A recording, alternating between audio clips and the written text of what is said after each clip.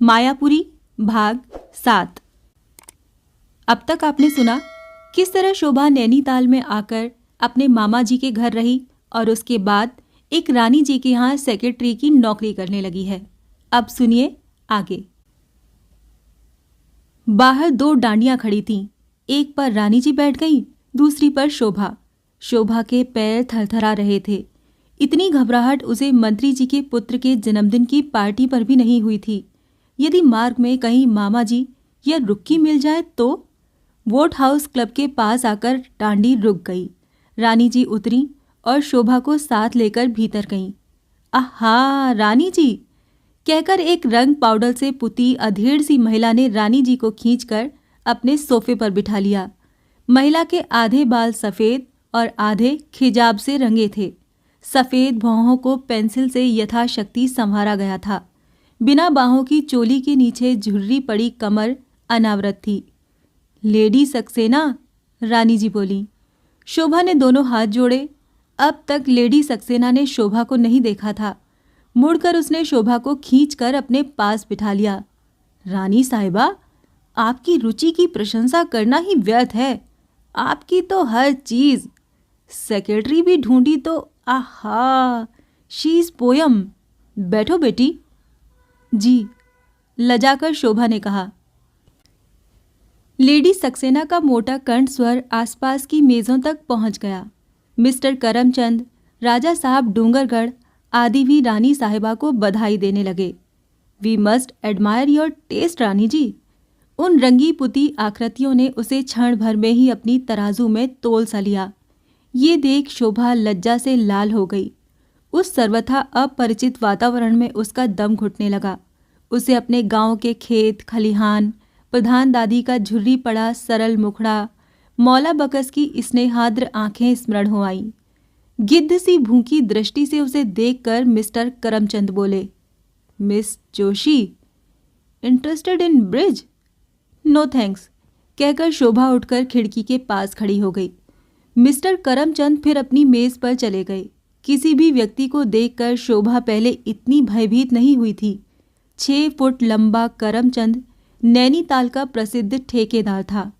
Club में उसकी लोकप्रियता का अंत नहीं था। राजा साहब का अनन्य मित्र होने के नाते रानी जी को भाभी कहा करता था। उसकी भूरी मूछें बड़े यत्न से सर्वदा नई दुल्हन सी कसी संवरी रहती। उंगलियों में बादाम के आकार का हीरा चमक कर देखने वालों की दृष्टि उसके भयावने आकर्षण व्यक्तित्व की ओर बरबस खींच लेता। उसकी तीखी नाक के नीचे 2 मोटे उठे होंठ उसके विलासी स्वभाव का स्वत परिचय देते। उसके चौड़े माथे पर एक तीखा घाव था जो उसके चेहरे को और भी क्रूर बना देता था। कपड़े पहनने में उसके जोड़ का व्यक्ति सहज में मिलना कठिन था। किसी दिन वो बहुमूल्य हैरिस ट्वीट के कोट में आता तो दूसरे दिन हैदराबाद की चूड़ीदार शेरवानी और मछली बने चूड़ीदार में। हाथ की घड़ियों में ट्यूडर और ओरिस नित्य बदलती रहती। उसके वैभव का अंत नहीं था। सामान्य सी ठेकेदारी से अब वो आधे नैनीताल के बंगलों का मालिक था। क्लब का नारी वृंद उसके आसपास भंवरों सा मंडराता। आज ये नवीन रूप गर्विता शोभा उसका अपमान कर खिड़की पर खड़ी हो गई। वो भी उधर ही जाने लगा तो मुखरा लेडी सक्सेना बोली, करमचंद, लगता है आज ब्रिज जम नहीं रहा, क्यों? यू नो लेडी सक्सेना, बहुत ही निर्लज हंसी हंसकर करमचंद बोला, आप जानती ही हैं कि जीवन भर मैं सौंदर्य और अच्छी पुस्तकों का प्रशंसक रहा हूं। अब आज फिर ब्रिज बेचारी कैसे जमे? ओहो, कहकर लेडी सक्सेना उसकी परिहास रसिकता पर हंसते हंसते दोहरी हो गई। शोभा अनमनी सी खिड़की पर खड़ी थी। रानी साहिबा और लेडी सक्सेना में घुट घुट कर बातें होने लगीं। लेडी सक्सेना का कंठ स्वर शोभा के कानों में आया। वो अपने स्वभावानुसार किसी पर कैंची चला रही थीं। लड़की की शादी एम्बेसडर से क्या हो गई रानी साहिबा? मिसेस दस्तूर अब आसमान पर उड़ जाती हैं। सच पूछिए तो मेरे पैर की जूती के बराबर भी नहीं है। उसका बाप था डिप्टी कलेक्टर, पर आपको तो पता ही है, मेरे पिता ICS, दादा ICS, नाना ICS, 3 ICS का खून है मुझ में। पर ये 3 कौड़ी की मिसेस दस्तूर, डिप्टी की लड़की। कंसीटेड फूल। हाथ के पैक को बेरा की ट्रे पर पटक कर वो रानी साहिबा से कुछ कान में ही कहने लगी।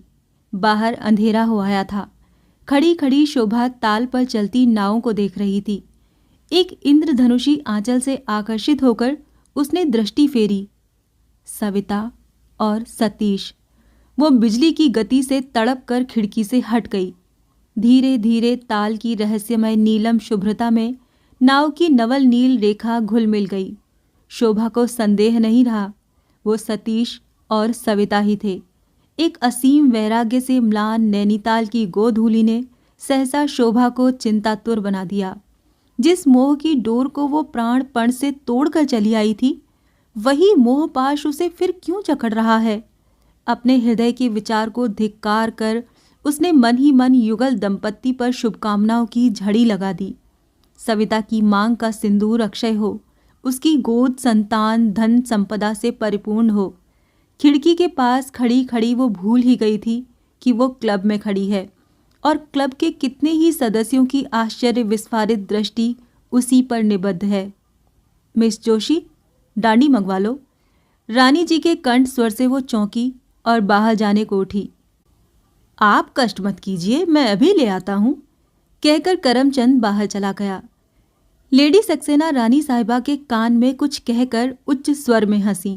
शोभा लाल हो गई। वो समझ गई कि उसी को लेकर कुछ आलोचना हुई है। डांडियां आते ही एक में रानी जी बैठ गई, दूसरी डांडी में शोभा। गढ़वाली कुली पसीना पोंछते डांडी चढ़ाई पर लिए जा रहे थे। उनके मिले जुले कदमों से संगीतमय शब्द नपे तुले से निकाल रहे थे। रानी जी की डांडी कभी कभी आगे निकल जा रही थी। मन ही मन शोभा भयभीत हो रही थी कि कहीं सतीश और सविता न मिल जाएं। गहन अंधकार को चीर कर जब उसकी डांडी बंगले तक पहुंच गई तो उसने शांति की सांस ली। गेट पर ही हंसती हुई शिवकली खड़ी थी। आ गया दीदी?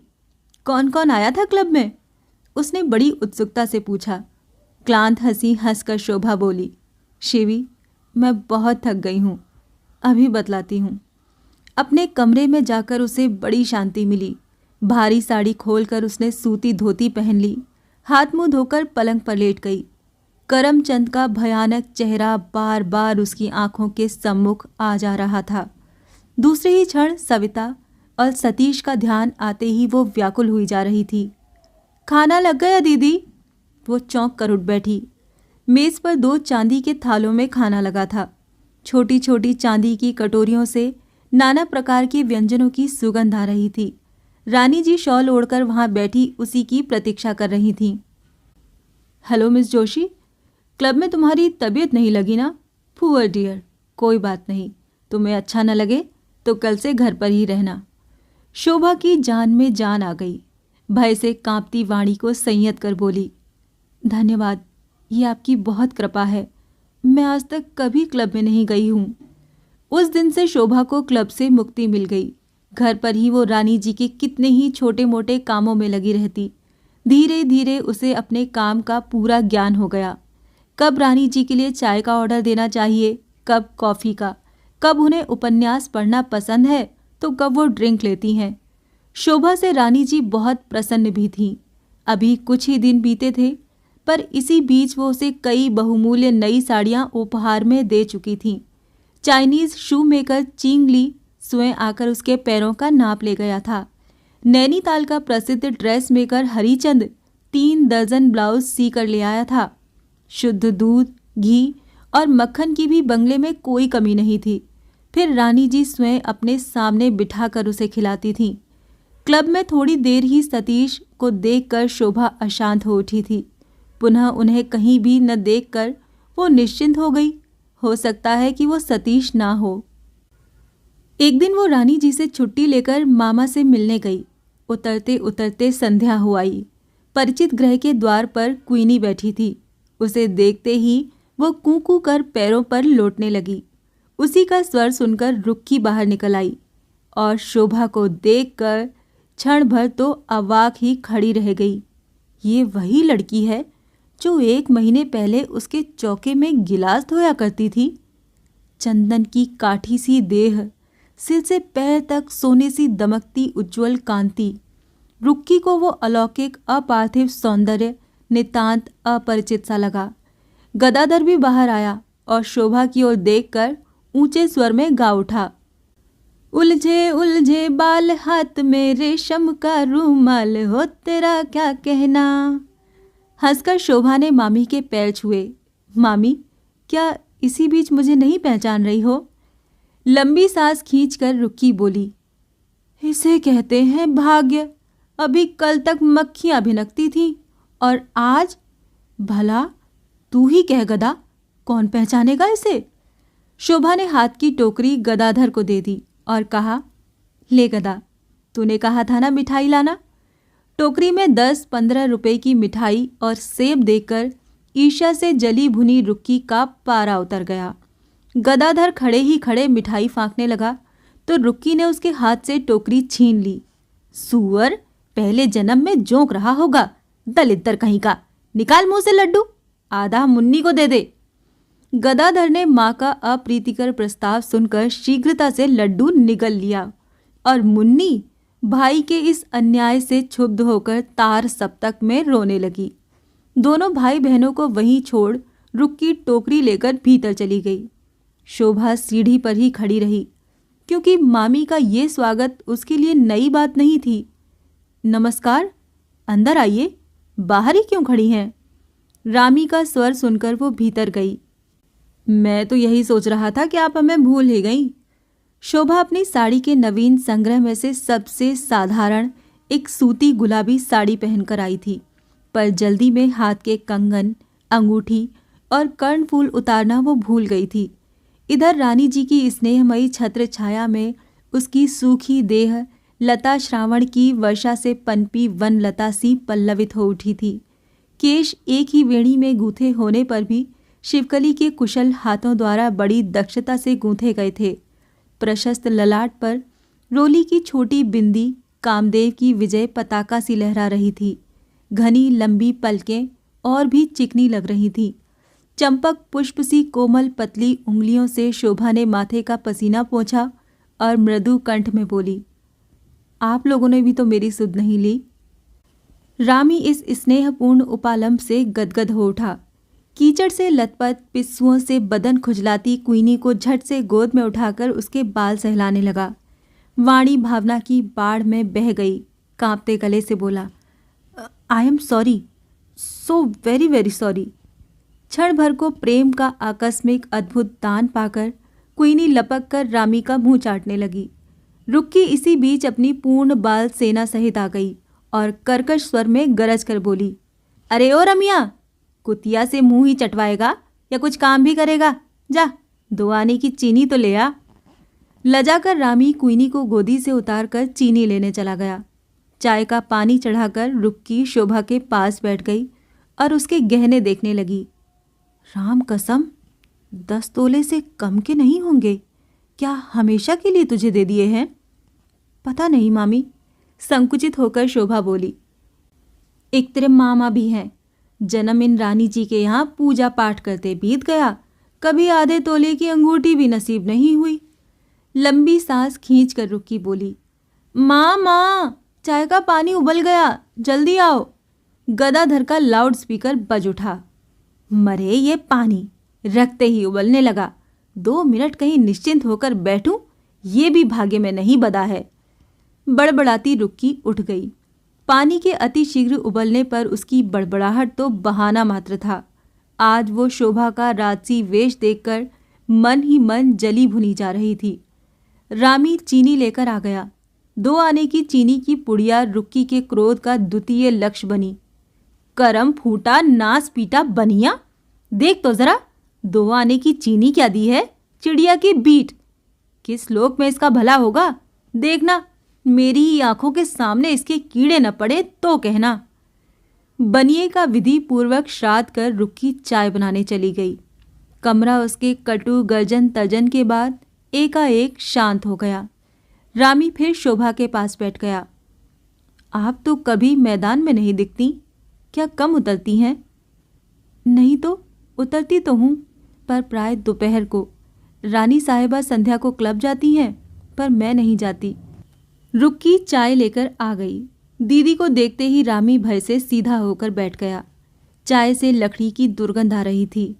रानी साहिबा के यहाँ बढ़िया चाय पीने की अभ्यस्त शोभा चुपचाप उसी चाय को पीने लगी। बाहर अंधेरा हो आया था। चाय पीकर शोभा बोली, मामी अब मैं चलती हूँ, बड़ी देर हो गई है, फिर कभी आऊँगी। रामी उसे बाहर तक पहुँचाने आया।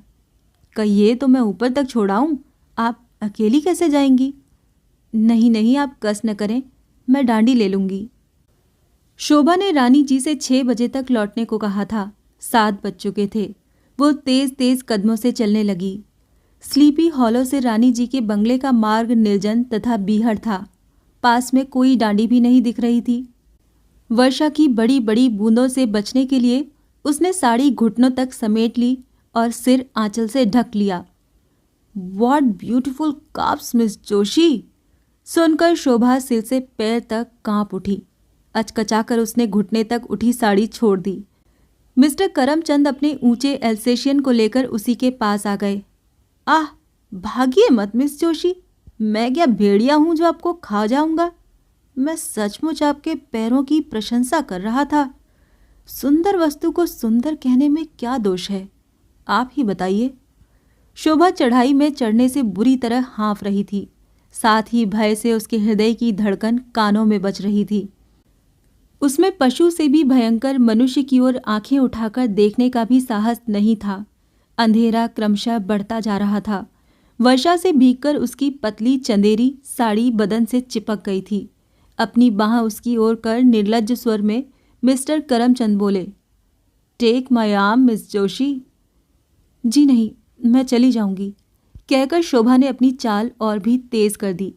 पर करमचंद अपने कुत्ते को साथ लेकर उसके पार्श्व तक पहुंच गया। बिजली की चमक से उसके अत्यंत निकट आने पर शोभा ने उसका भयानक क्रूर चेहरा भली भांति देखा। ब्रॉन्ज की प्रतिमा जैसा रूखा निर्दय चेहरा, उस पर अंगारे सी दहकती भूखे भेड़िए की सी 2 आंखें। वो सहम उठी। करमचंद ने आगे बढ़कर उसके कंधे पर अपना फौलादी पंजा रखा ही था कि एक तरफ बच के साहब, कहते अंधकार चीरती एक डांडी और 2-3 घोड़ों की टाप का शब्द हुआ। भय से अधमरी शोभा के प्राणों में साहस का संचार हुआ। डूबते को तिनके का सहारा मिला। वो छाता बरसाती से ढकी उसी डांडी और घोड़े के पीछे भागने लगी। थोड़ी देर तक भौचक्का सा करमचंद अकेला खड़ा रहा, फिर बड़े जोर से हंसकर अकेला ही ऊपर की ओर चल दिया। डांडी के कुलियों की चाल का साथ देना कोई साधारण बात नहीं है। मशीन के वेग से वो डांडी को हवा में उड़ाए लिए जा रहे थे।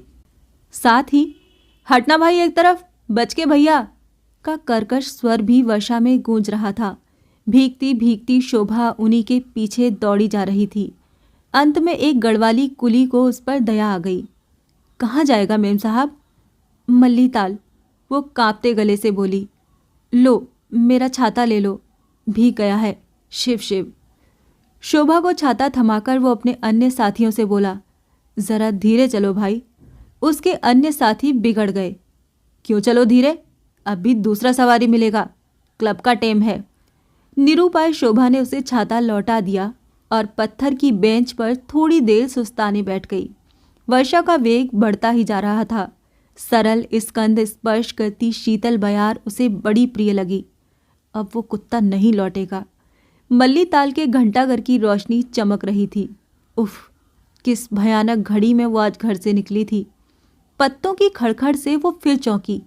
2 लाल ऊंचे घोड़े बरसाती से ढके सवारों सहित ठीक उसी के पास आकर रुक गए। पत्थर पर बैठी वर्षा में भीगती उसे देखकर ही उन्होंने लगाम खींच ली थी।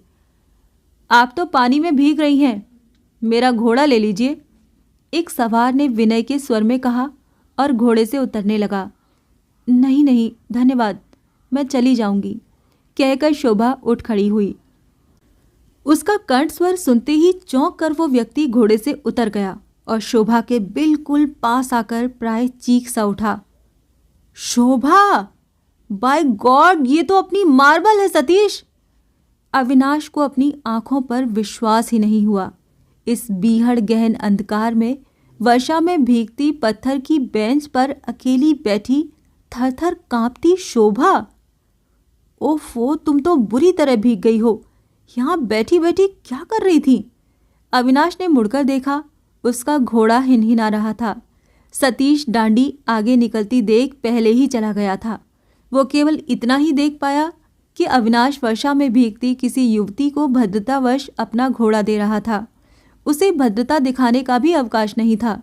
सविता की डांडी बहुत आगे निकल चुकी थी। चलो चलो, पहले होटल चलें, वहीं बातें होंगी। अपने साइज को घोड़ा थमाकर अविनाश ने शोभा से कहा। नहीं, मैं तो घर जाऊंगी। मुझे 6 बजे पहुंचना था। पता नहीं रानी साहिबा क्या सोच रही होंगी। मुझे आप क्या वहां तक पहुंचा देंगे? उसकी बालक की सी सरल दृष्टि अविनाश का अंतस्थल स्पर्श कर गई। शोभा, कैसी रानी और कैसा घर? कहीं हमसे छिपाकर घर तो नहीं बसा लिया? हंसकर अविनाश ने कहा। मैंने नौकरी कर ली है। सिर झुकाकर शोभा ने ऐसे कहा जैसे बड़ा भारी अपराध कर लिया हो। नेपाल की एक राजवंश की महिला मेरे मामा जी की परिचित थी। उन्हीं के यहाँ मैं सेक्रेटरी हूँ। आज मामा जी के यहाँ गई थी। वहीं से लौटने में देर हो गई। जानती हो मेरे साथ दूसरा सवार कौन था? कुछ भी उत्तर न पाकर अविनाश ही बोला। डांडी पर सविता थी और घोड़े पर सतीश। वो दोनों राजभवन के अतिथि हैं। मैं मेट्रोपोल में हूँ। चलो, तुम मंजरी से भी नहीं मिलोगी क्या? क्या मंजरी भी आई है अविनाश भैया?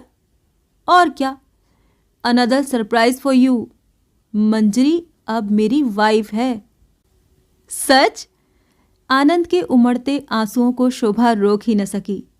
चलो भी जल्दी अब, कहकर अविनाश शोभा का हाथ पकड़कर उसे एक प्रकार से खींचता हुआ होटल की ओर ले चला।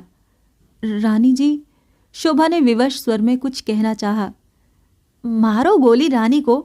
मेट्रोपोल से फोन कर देना कि मेरी बहन आई है, लौट नहीं सकूंगी। वो दोनों जब होटल पहुंचे तो चिंता से आकुल मंजरी बाहर ही खड़ी थी। 10 बजने को थे और चीना पीक घूमने को गया अविनाश अभी तक नहीं लौटा। मंजरी को देखकर शोभा फिर कांप उठी। अंधेरे में पहले शोभा को मंजरी देख नहीं पाई, पर होटल द्वार पर लगे 100 पावर के बल्ब के प्रकाश में उसे देखते ही वो दौड़कर उससे लिपट गई। शोभा, तू कहाँ से आ गई? शोभा, सच क्या तू ही है? वर्षा में भीगता अविनाश 2 सखियों के अद्भुत मिलन को देख रहा था। मंजरी शोभा को खींचकर भीतर ले आई। ये शोभा ही है।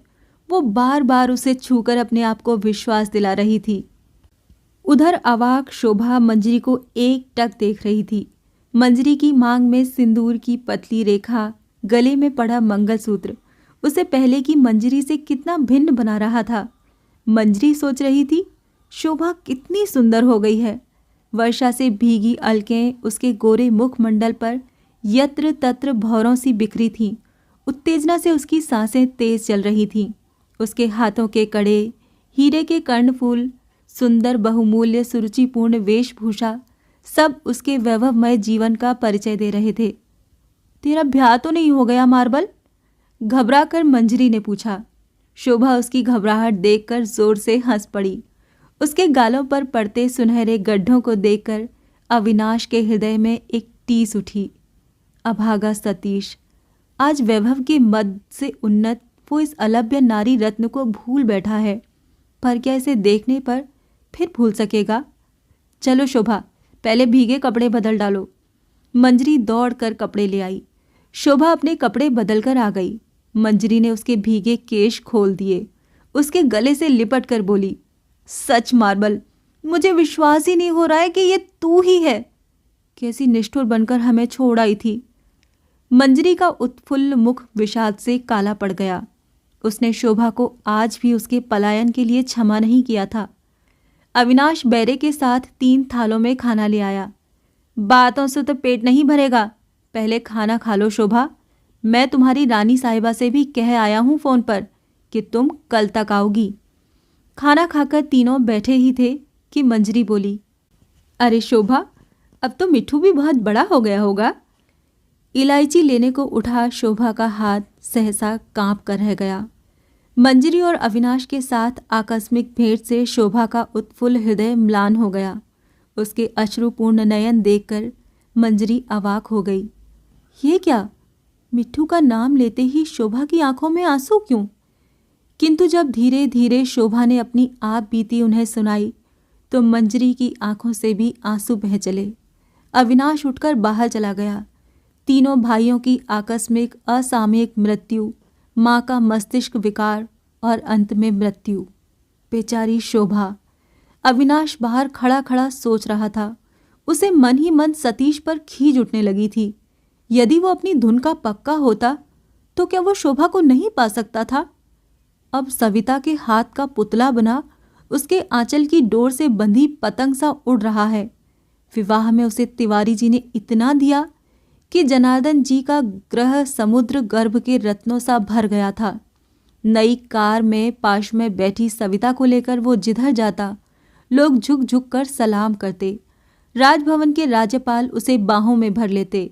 मंत्रीगण उसे बेटा बेटा कहकर पुकारते। दुर्बल हृदय सतीश उस बनावटी प्रेम और वैभव की बाढ़ से शोभा को ही नहीं अपने माता पिता को भी भुला बैठा था। हाथ में सिगरेट फेंक कर अविनाश भीतर गया तो शोभा और मंजरी धीमे स्वर में बातें कर रही थीं। उसे देखते ही मंजरी हंसकर चुप हो गई। लगता है मेरी ही बातें हो रही हैं, अविनाश बोला। जी हाँ, मंजरी शासन के स्वर में बोली। आज हम दोनों इस कमरे में सोएंगी। आप अपना बिस्तर लेकर गैलरी में चले जाइए। जो आज्ञा सरकार। मैंने तो आपकी सेवा का व्रत लिया है। उस दिन वर्षा में गोद में लिए उतनी दूर चला आया था। गवाह आपके सम्मुख है। शोभा की ओर उंगली दिखाकर वो बोला। शोभा के उदास मुंह पर हंसी खेल गई। मैं तो उसी दिन जान गई थी मंजरी, वो लजाए सुर में बोली। अच्छा, बड़ी छिपी रुस्तम निकली मार्बल। अच्छा भाई, मैं तो अपना बिस्तर लिए जा रहा हूं। सखी के मिल जाने से अब बेचारे सखा की दुर्गति है। क्यों, क्या कहती हो शोभा? आधी रात बीत चुकी थी। होटल के सब कमरों की बत्ती बुझ गई। मंजरी ने भी बत्ती बुझा दी और शोभा के पास आकर लेट गई। क्षण भर को दोनों को लगा जैसे वो लखनऊ के उस प्रिय परिचित कमरे में फिर पहुंच गई हैं। मंजरी सतीश के विवाह का पूर्ण विवरण सुना रही थी। जब भाभी का वरण कर अम्मा ने घूंघट पलटा तब मैंने सोचा, काश इस घूंघट के नीचे मेरी शोभा होती। शोभा के कानों में सतीश के विवाह की शहनाई का स्वर गूंज उठा। उसने अंधेरे में अपने धड़कते हृदय पर रजाई खींच ली। सतीश के प्रति एक अनजानी सी पीड़ा से वो स्वयं संकुचित हो उठी। राजभवन के किसी विशाल कक्ष में वो सो गया होगा। उसके पार्श्व में सविता होगी। शोभा सो गई क्या? नहीं तो, सुन रही हूँ मंजरी। अपना ही कंठ स्वर शोभा के कानों में अपरिचित सा लगा। और भैया के विवाह के कुछ ही दिनों बाद मेरी सगाई हो गई। उसका भी एक इतिहास है। अम्मा मेरे ब्याह के लिए कितनी उतावली हो रही थी, तुझे तो पता ही है। एक दिन तिवारी जी ने अपने किसी परिचित एमपी के पुत्र की कुंडली पिताजी के पास भेजी। लड़का इंजीनियर था। उस पर तिवारी जी के परम मित्र का पुत्र। अम्मा ने तो कुंडली मिलते ही हाँ कर दी। पर पिताजी ने मुझे एकांत में बुलाकर पूछा, बेटा विवाह तेरा है और आज तक तेरी ही सम्मति नहीं ली गई।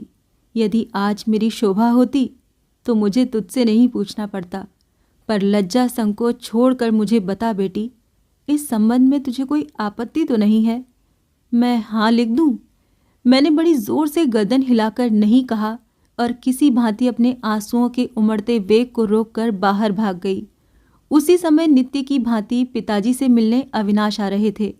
मुझे रोती देख झट मेरा हाथ पकड़कर बोले, क्या बात है मंजरी, रो क्यों रही हो? मैं क्षण भर को अपनी शिक्षा, शील, संकोच सब भूलकर दोनों हाथों से मुंह ढक और भी वेग से रो पड़ी। बड़ी चेष्टा से रुलाई रोककर मैंने इन्हें बताया कि मेरा विवाह किसी इंजीनियर से स्थिर हो रहा है। मैं ये विवाह नहीं करना चाहती। उस अंधकार में क्षण भर को मैं निर्भीक हो गई। मेरी ठुड्डी पकड़कर इन्होंने मुझसे पूछा, मंजी, कहने में तो भय हो रहा है, किंतु यदि यही प्रस्ताव मैं करूं तो? मैंने कांप कर इनकी छाती में मुंह छिपा लिया। पिताजी की प्रसन्नता की सीमा नहीं थी। कहते फिर रहे थे कि घर में ही तो रत्न पड़ा था, मैं अब तक कांच बटोर रहा था। केवल अम्मा पड़ी पड़ी रोती थीं। कहती थीं, शोभा गई, अब मंजरी भी चली जाएगी। पिताजी ने कह दिया तो क्या हुआ, बहू तो आ गई है, कहकर बेचारे खुद ही सहम कर रह गए। अम्मा पर ये सबसे बड़ी चोट थी। भाभी हम सबसे भिन्न हैं। जिम, खाना, क्लब, पीना पिलाना ही उनका जीवन है। साथ ही भैया भी पीने लग गए हैं। जब तक मैं वहाँ थी, एक बार नित्य अम्मा को देखने जाती थी। अब तो वो घर ही बदल गया है। मंजरी का दुख भरा निश्वास रात्रि की गहनता में गूंज उठा। बड़ी रात हो गई है, सो जा मंजरी। शोभा ने करवट बदल ली, पर सवेरा होने से कुछ पहले ही उसकी आंखें लग पाईं। जब वो जगी तो धूप निकल आई थी। मंजरी उसकी बगल में पड़ी बेखबर सो रही थी। अविनाश अखबार पढ़ रहा था। Good morning miss Joshi. Avinash अखबार रखकर बोला, जरा मेरी मेम साहब को भी तो उठा दो, रात भर विरह में तड़पता रहा हूं। उठ मंजरी, देख तो दिन निकल आया है। लजाकर शोभा उठ बैठी। मंजरी बड़े कष्ट से आ कर कांखती उठी। रात भर तुम्हारी बातों ने जो दक्षिणी संगीत का आनंद दिया, उधर होटल के पूरे मच्छरों ने मेरे शरीर की ये दुर्दशा की है। पतिव्रता स्त्री के कोई भी लक्षण तुम में नहीं है मंजरी, गंभीर स्वर में अविनाश ने कहा।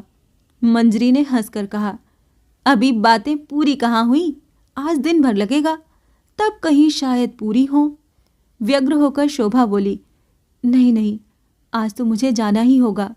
रानी जी न जाने क्या सोच रही होंगी। हाँ मंजरी, शोभा बेचारी को जाने दो। ऐसे सुंदर सेक्रेटरी का रात भर गायब रहना ठीक नहीं है। अच्छा, आप पहले चाय तो मंगवाइए, फिर हम दोनों इसे वहां तक पहुंचाएंगे, जिससे रानी जी को इसकी बहन के अस्तित्व पर शंका न रहे। ये भी तो ठीक है, पर मैं तो नहीं जा सकूंगा मंजरी। मुझे आज 9 बजे तुम्हारी भाभी साहिबा का ब्लड प्रेशर जो लेना है, नहीं पहुंचा तो सतीश नाराज होगा। सतीश का नाम सुनते ही शोभा फिर चौंक पड़ी। व्यग्र होकर बोली, मैं अकेली ही चली जाऊंगी मंजरी, रानी जी कभी कुछ भी नहीं कहेंगी। नहीं नहीं, मैं तुम्हें अकेले हरगिज नहीं जाने दूंगी। रही इनकी बात, इन्हें जाने दो। हाँ, भाभी जी से जरा इतना ही पूछ लेना कि ब्लड प्रेशर लेने के लिए ही क्या नंदोई का स्मरण होता है। भाभी का नाम लेते ही उसके मुंह पर घृणा का भाव स्पष्ट हो गया। वो हाथ में तौलिया लेकर बाथरूम में चली गई। जब वो नहा धोकर आई तो कुछ क्षण पूर्व के तूफानी बादल उसके उत्फुल्ल मुखमंडल से उड़ गए थे। बैरा ट्रे में गरम चाय और टोस्ट लगाकर रख गया। चाय पीकर दोनों चलने लगे तो शोभा हंसकर बोली, अब मंजरी शाम को ही लौटेगी अविनाश भैया, आज वो मेरी अतिथि रहेगी। अविनाश ने हंसकर कहा, अब जब दिन भर का वियोग सहना ही है तो क्या किया जाए, पर देर मत करना मंजरी। दोनों डांडियों में बैठ गईं और द्रुत वेग से जाते कुली हवा से बातें करने लगे। जब दोनों बंगले में पहुंची तो हाँफती हुई शिवकली गेट तक दौड़ी आई। अरे दीदी, कहाँ रह गया था तुम? कल शाम राजा साहब भी आ गया है। घबरा कर शोभा ने पूछा। क्यों रे शिवी, रानी जी नाराज तो नहीं हुई? नाराज? चपटे मुंह पर अंकित भवों को उठाकर आश्चर्य से शिवी ने पूछा। नाराज क्यों होता? तुम अपनी बहिनी के घर रहा, इसमें नाराजी का क्या बात? यही तुम्हारी बहिनी है ना? My God, how beautiful. Manjari को हंसी आ गई। शिवकली फुदकती हुई उन्हें भीतर ले गई। बंगले की सुरुचिपूर्ण सजावट को कला प्रेमी मंजरी बड़े गौर से देख रही थी। शोभा का कमरा छोटा होने पर भी बड़ा सुंदर था। मेज पर अपनी एक पुरानी सी तस्वीर देखकर मंजरी हंसकर बोली, छी छी, तुम्हें क्या इससे कोई अच्छी तस्वीर नहीं मिली? मुंह तो देखो, लगता है गाल में फोड़ा उगाया है।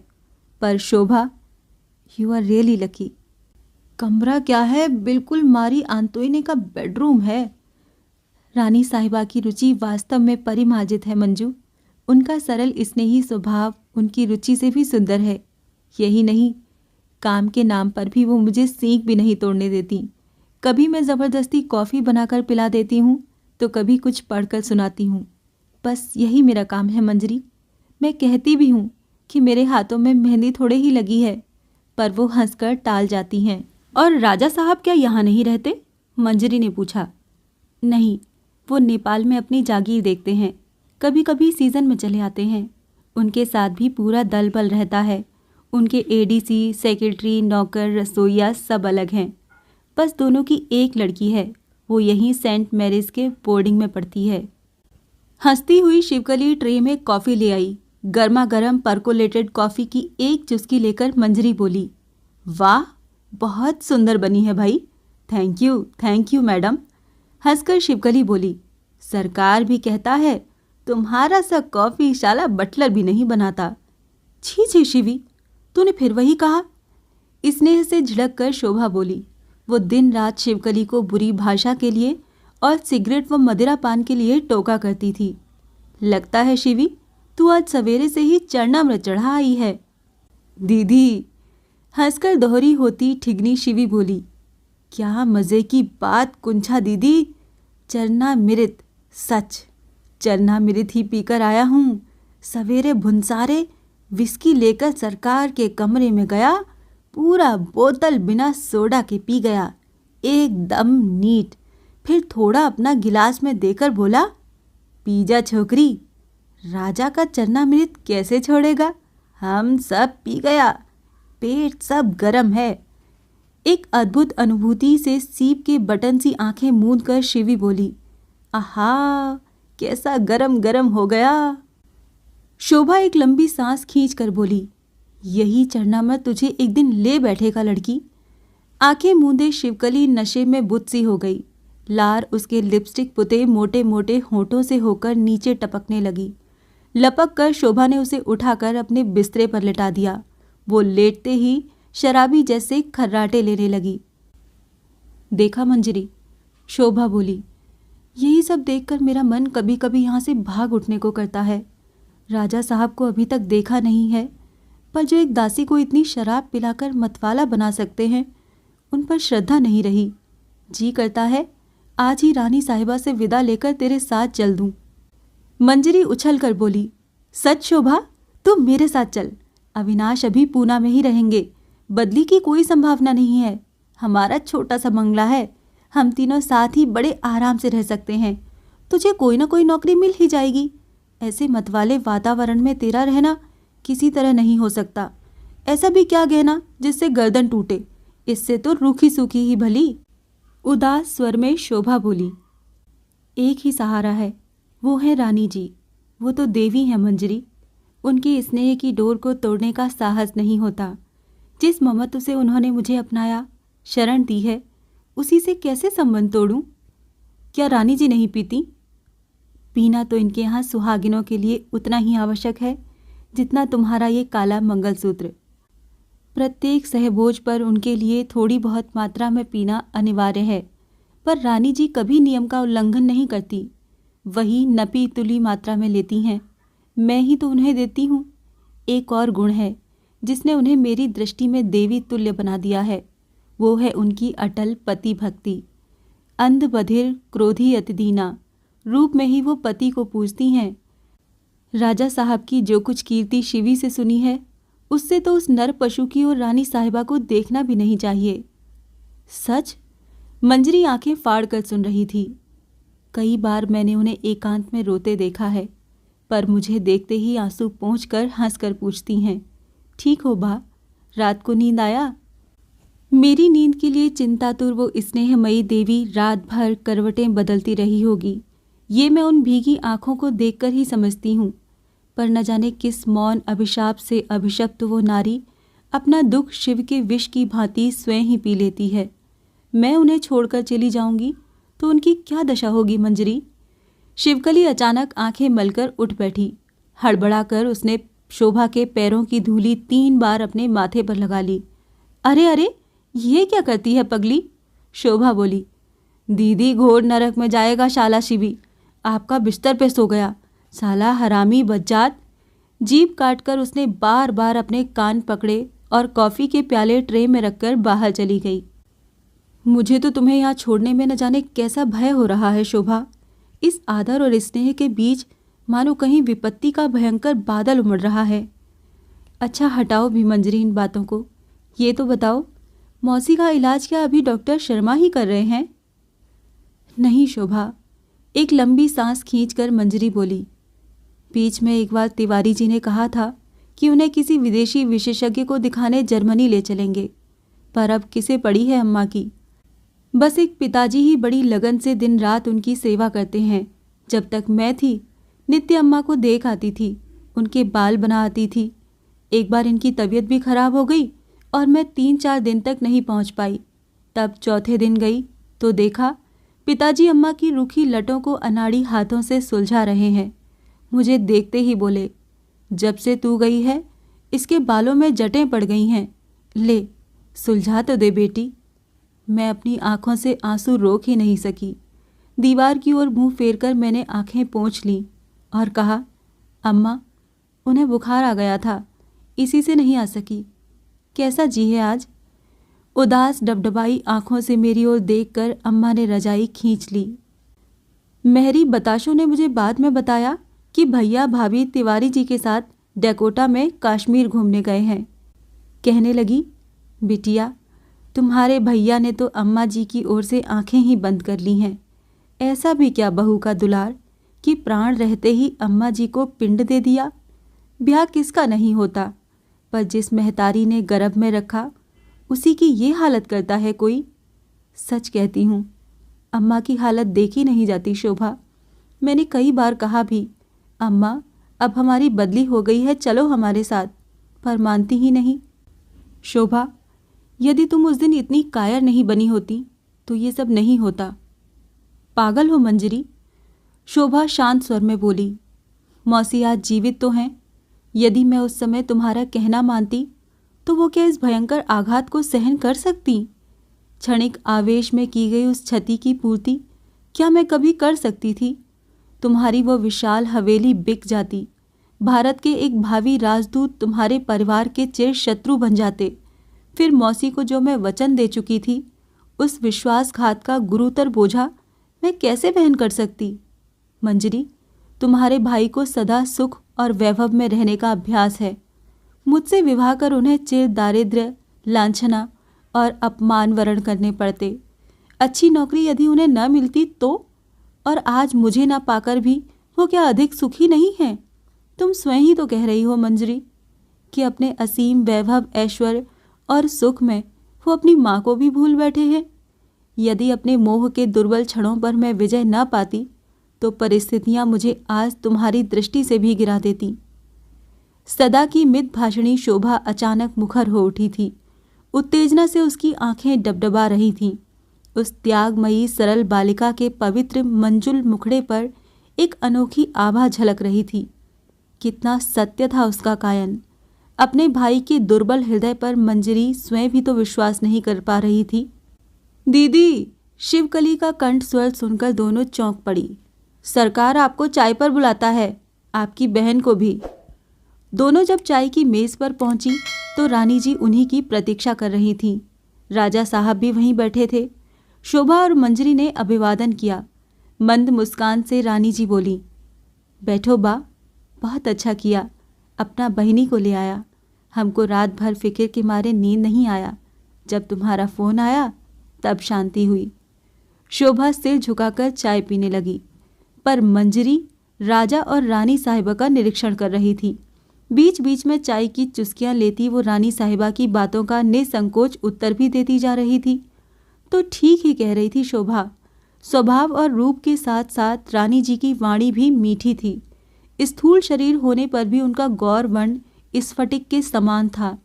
उनके अंग अंग पर हीरे झलमला रहे थे। उनकी मधुर मुस्कान भी उनके शरीर का एक अंग सी थी। अपनी मुक्ता सी स्वच्छ दंतावली दिखाती वो सोने चांदी की तश्तरियों में सजे मेवे और मिष्ठान बड़े प्रेम से शोभा और मंजरी की ओर बढ़ा रही थीं। राजा साहब सुदर्शन लंबे चौड़े व्यक्ति थे। उनका रंग रानी साहिबा के समान गोरा न होने पर भी स्वास्थ्य की लालिमा से पूर्ण था। सारे शरीर का रक्त जैसे गालों पर ही आ गया था। लाल गालों को फुला फुला कर वो भूखे शेर की भांति खाद्य आदि निगले जा रहे थे। लाली, चाय बनाओ। वो गुरु गंभीर स्वर में ऐसे गरजे जैसे किसी ने लट्ठे का थान फाड़ा हो। लाली रानी जी का ही नाम था। उन्होंने चांदी के प्याले में चाय डालकर उनके सम्मुख रख दी। एक ही सांस में बिना दूध की चाय गटक कर राजा साहब ने पहली बार शोभा और मंजरी की ओर देखा।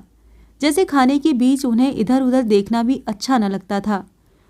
उनकी व्याघ्र जैसी क्रूर दृष्टि मंजरी की दबी पर निर्भीक आंखों से टकराकर शोभा पर निबद्ध हुई। लज्जावती शोभा ने और भी सिर झुका लिया। वो भय से पसीने पसीने होने लगी। रानी साहिबा विनय के स्वर में बोली, सरकार, आज क्लब में जाना होगा आपका? सर्प की सी फुफकार में उत्तर देकर वो उचक कर पकौड़ी की प्लेट गोद में लेकर कचर कचर शब्द के साथ खाने लगे। उनके स्वभाव का प्रत्येक गुण उनकी गतिविधि से ज्ञात हो रहा था। प्रथम दृष्टि में वो व्यक्ति जितना ही सुदर्शन लगा था, धीरे धीरे मंजरी को वो अत्यंत कदर्य लगा। लाली, वो फिर गरजे। जी सरकार। रानी साहिबा का चाय में चीनी मिलाता हाथ कांप कर रह गया। आज रात को करमचंद को भी डिनर पर बुलाना होगा। 2 स्कॉच विस्की और सोडा क्लब से मंगवा लेना। करमचंद का नाम सुनकर शोभा के हाथ का प्याला कांप गया। हुकुम हुजूर, कहकर रानी जी ने सिर झुका लिया। घिनौनी मुद्रा से राजा साहब ने कफ खकार कर वहीं पर धरी चांदी की चिलमची में थूक दिया और बड़े जोर से कुर्सी धकेल कर बाहर चले गए।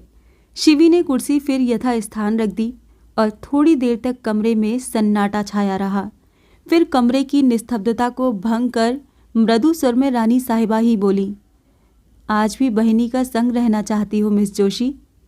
जी हाँ, कृतज्ञ स्वर में शोभा ने कहा। करमचंद के आने का समाचार सुनकर वो भय से अधमरी हो गई थी। यदि आप इसे 3-4 दिन की छुट्टी दे देती तो मैं आपकी बड़ी आभारी रहती रानी साहिबा। मैं बहुत दूर चली जाऊंगी, न जाने कब मिलना हो। रानी जी कुछ सोच में डूब सी गईं। हमको तो कोई आपत्ति नहीं थी, पर राजा साहब कहेगा बिना सेक्रेटरी के क्लब कैसे जाएगा?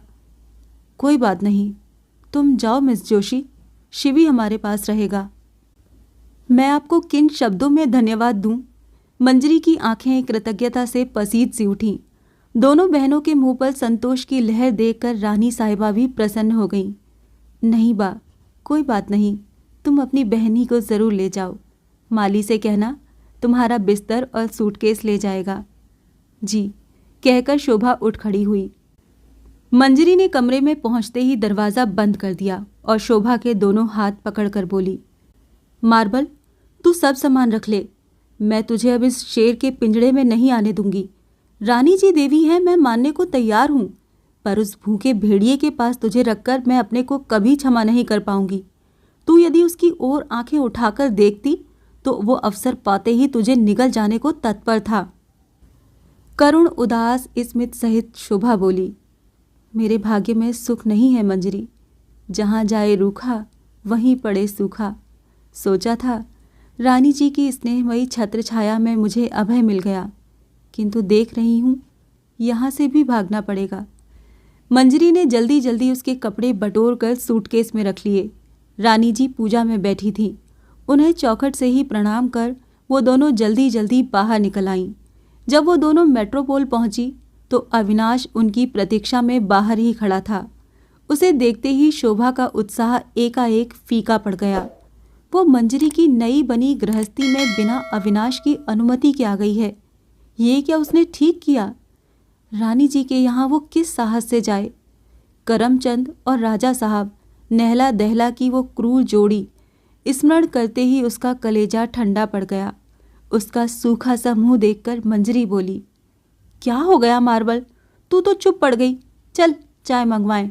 सुनिए जी, ज़रा गर्म चाय तो मंगवाइए। जी सरकार, कहकर अविनाश ने घंटी बजाई। बेरा आते ही बोला, हुजूर, आपका फ़ोन आया है। मेरा? अविनाश अचकचाकर उठ खड़ा हुआ। जी नहीं, इन बीवी जी का, कहकर उसने शोभा की ओर संकेत किया। हेलो, शोभा ने कहा। कौन? दीदी हैं? मैं हूँ शिवी। लीजिए, सरकार को आपसे बात करना है। जी, नम्र स्वर में शोभा बोली। Miss Joshi, I am so very sorry, पर अब तुमको मैं छुट्टी नहीं दे सकता।